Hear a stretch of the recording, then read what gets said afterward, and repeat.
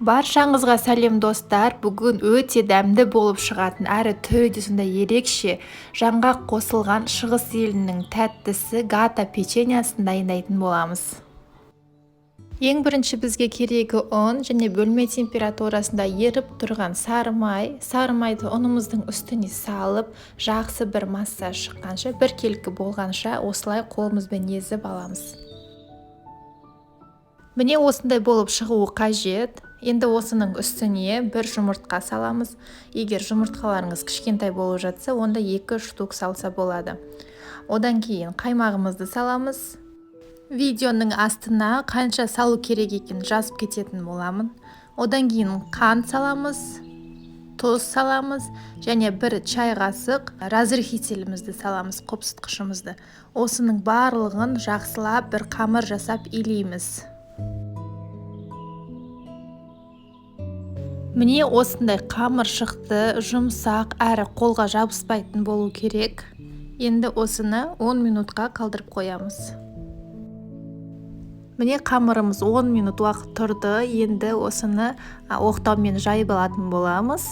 Қатты қалың да емес, аса жұқа да емес, орташа қалыңдықта болуы қажет, қазір видеодағыдай.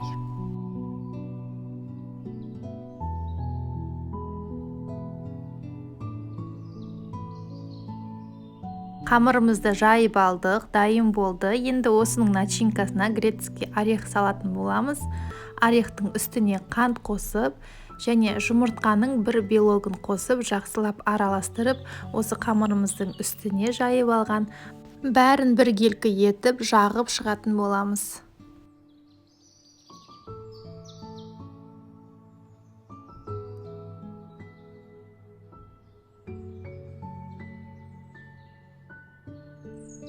Начинкамызды жағып алғаннан кейін осылай рулет сияқты етіп орайтын боламыз.